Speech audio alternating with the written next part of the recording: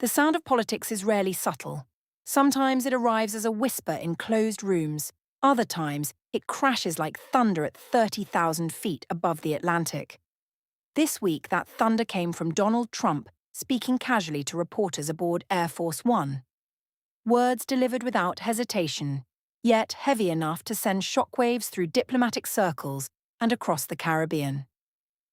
He was asked about Cuba, and in response, the US president suggested that seizing the country's leader would pose little difficulty for American forces, though he quickly added that such an operation would likely be unnecessary. It was not a threat, it was not a plan, but it was a statement. And in global politics, statements can be as consequential as actions. Before we continue, subscribe to this channel and hit the like button for in-depth global analysis that cuts through noise and delivers context without distortion. Cuba today is a nation under strain. Years of economic isolation have collided with a tightening web of restrictions, particularly in energy supply. The island depends heavily on imported fuel, and Washington's renewed enforcement of pressure has dramatically reduced that flow. According to the US administration, the strategy is deliberate: economic isolation as leverage, scarcity as persuasion.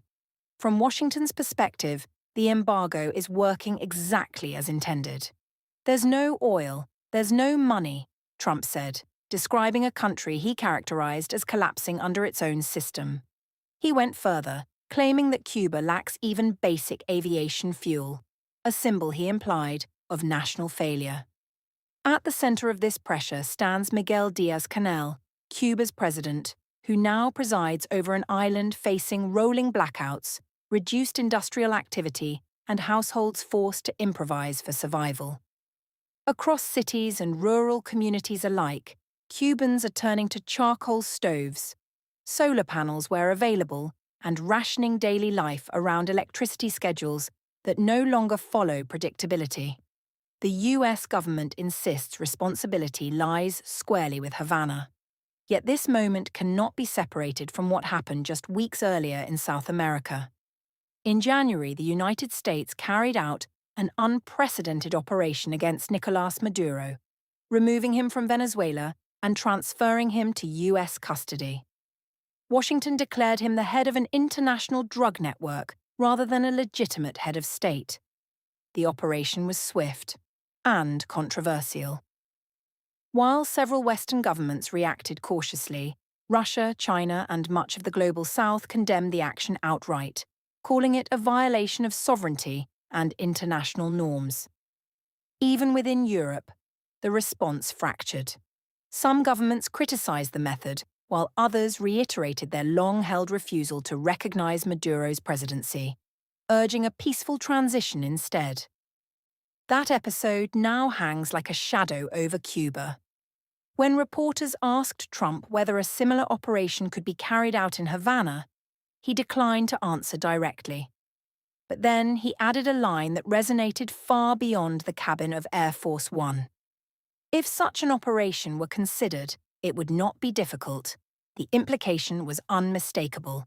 Meanwhile, the pressure campaign has expanded beyond rhetoric. Washington has warned of tariffs and penalties against any country supplying oil to Cuba, effectively internationalizing the embargo. Mexico, one of Cuba's critical energy partners, has already reduced shipments under US pressure, even as it continues to send limited humanitarian aid to mitigate the growing crisis. Across the Atlantic, European governments have expressed unease. France and Spain condemned the Venezuelan operation, and several EU states have raised concerns about the humanitarian consequences unfolding in Cuba. Yet the bloc's official position remains cautious, walking a line between criticism and alignment with Washington's strategic goals. Back in the United States, Secretary of State Marco Rubio addressed lawmakers with carefully calibrated language. He acknowledged that the administration would welcome political change in Cuba, but insisted that does not mean Washington intends to force it. Havana, however, remains unconvinced. Cuban officials argue that economic strangulation and military rhetoric amount to coercion by other means. They reject claims of illegitimacy and accuse Washington of engineering a humanitarian crisis to extract political concessions. For ordinary Cubans, the debate is academic. What matters is fuel, food, electricity, and the growing sense that their daily hardships are entangled in a struggle far larger than the island itself. This is where the story now stands. A superpower asserting that it could act, but says it won't. A small nation enduring scarcity while refusing to bend publicly. And a global community divided between condemnation, caution, and silence. What happens next remains uncertain. Pressure may intensify, negotiations may resume, or the standoff may harden into a new normal, with human consequences accumulating quietly behind geopolitical headlines. One thing is clear: words spoken at altitude have landed heavily on the ground. If you value clear, structured, emotionally resonant global reporting, make sure you subscribe, like, and share, because these stories are still unfolding and context has never mattered more.